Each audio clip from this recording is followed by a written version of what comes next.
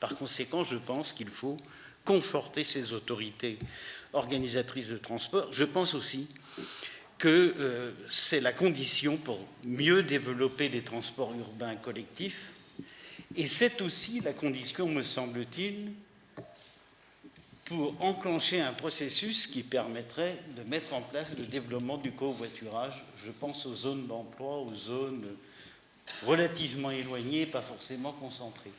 Et donc, je pense qu'il faut conforter mieux ces autorités organisatrices, quelles qu'elles soient, sans oublier les régions. Ça n'a pas toujours été le cas, y compris à l'issue ou pendant la crise Covid. La région Île-de-France a pu en gratter un peu, passez-moi l'expression, mais ça n'avait pas été le cas pour toutes les régions de France. Il faut également une ambition publique pour développer les infrastructures ferroviaires. Et je pense que nous avons besoin d'une autre ambition. Un petit défaut ou un petit risque nous guette, à savoir le désendettement tel qu'on le conçoit parfois. Je ne vous prête pas de mauvaises intentions, nullement, mais on ne peut pas envisager le désendettement en interdisant à l'entreprise ferroviaire de se développer. C'est-à-dire, lorsqu'on conçoit le désendettement, il faut en même temps penser le développement. Je pense que sinon, on va tout droit dans le mur. Nous avons besoin d'une autre ambition. Et la plus terrible illustration, je me permets de le dire ici, que nous en avons, c'est quand même le contrat de performance, qui n'est pas au niveau. Je m'arrête. Mais contrat de performance, si je l'applique en termes clairs pour un territoire que je connais bien, la Bretagne, je vous donne une information. La Bretagne commence à Rennes pour s'arrêter à Rennes, ce qui n'est pas tout à fait le cas. Voilà, merci de votre attention. Merci. Du moment qu'on est d'accord qu'elle ne va pas jusqu'à Nantes, je veux dire, tout va bien. C'était juste une spéciale dédicace pour Ronan Dantec qui lui rappellera d'autres échanges. Ça n'a pas besoin d'être au compte-rendu. Bon, bref. Alors, les pelets. La Première ministre s'est engagée à faire en sorte que les chèques énergie permettent de couvrir les dépenses des pelets. Ça rappellera à certains des amendements qui avaient été déposés dans le cadre du PLFR. Mais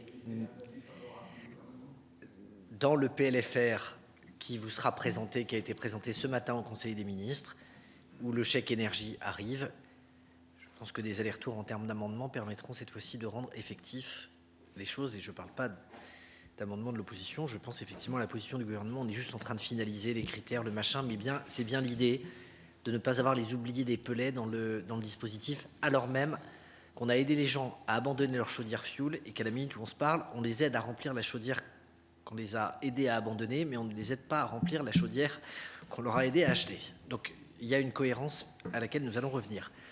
Je vous avoue que sur le mécanisme de fixation des marges des fabricants ou des importateurs de pellets, vous avez touché les limites de mes compétences, certaines des limites de mes compétences. Donc je ne sais pas répondre au sujet de savoir si on a des surmarges, des surrentes, etc., mais je vais me renseigner. Sur l'ADEME,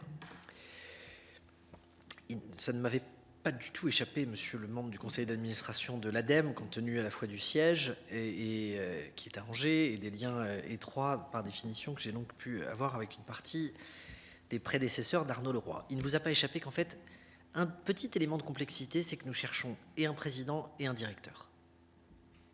Les deux.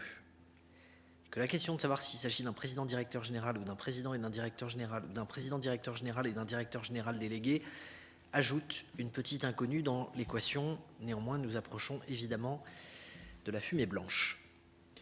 En ce qui concerne le PLF et votre question sur les aides publiques qui pourraient être conditionnées à des engagements climatiques. À court terme, nous soutenons, dans le cadre de la directive européenne Due to Diligence, le fait de pouvoir lier la performance environnementale avec le niveau de bonus auquel les patrons auraient droit à une échelle européenne. Parce qu'on pense qu'autant sur les entreprises publiques, on a la main, et vous avez rappelé que ça avait été fait, autant sur des entreprises qui ne sont pas publiques, on pense qu'on a intérêt à pousser des sujets à une échelle européenne, parce que c'est souvent la taille d'entreprises qui sollicitent des aides ou à partir d'une certaine taille, et que ce serait à ce niveau que ça vaudrait le coup qu'on obtienne des choses. Et donc la France pousse, dans le cadre de Due to Diligence, que nous ayons une règle de ce type à cette échelle. Sur le retrait-gonflement d'argile, le Conseil